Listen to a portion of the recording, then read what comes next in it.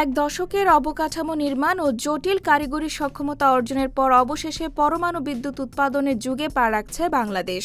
দেশের প্রথম পারমাণবিক বিদ্যুৎ কেন্দ্র রূপপুরের প্রথম ইউনিটে জ্বালানি লোডিং হচ্ছে আজ।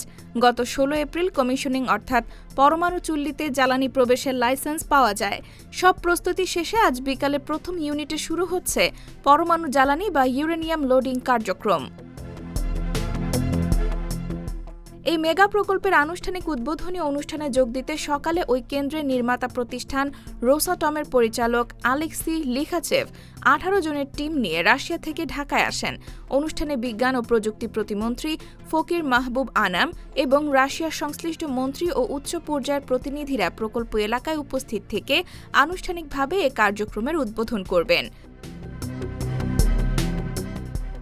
আন্তর্জাতিক গাইডলাইন অনুযায়ী নিরাপত্তা ও কারিগরি শর্ত পূরণের বাধ্যবাধকতার আগে কয়েকবার জ্বালানি লোডিংয়ের সময়সীমা নির্ধারণ করেও তা সম্ভব হয়নি।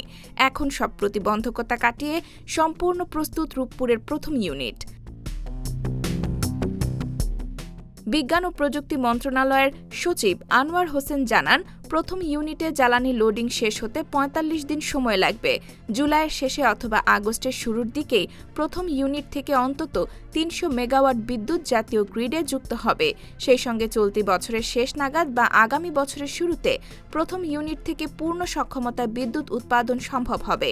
এতে ১২০০ মেগাওয়াট নিরবচ্ছিন্ন বিদ্যুৎ মিলবে। পদ্মা নদীর তীরে ঈশ্বরদীতে $১২.৬৫ বিলিয়ন ব্যয়ে নির্মিত এই প্রকল্পে রাশিয়ার আর্থিক ও কারিগরিক সহায়তা নেওয়া হয়েছে। এখানে দুটি VVER-১২০০ রিঅ্যাক্টর ব্যবহার করা হয়েছে। দুটি ইউনিট পূর্ণ উৎপাদনে গেলে এখান থেকে মোট ২,৪০০ মেগাওয়াট বিদ্যুৎ পাওয়া যাবে, যা দেশের মোট চাহিদার প্রায় ১০%-এরও বেশি পূরণ করবে। IBTV USA, new York.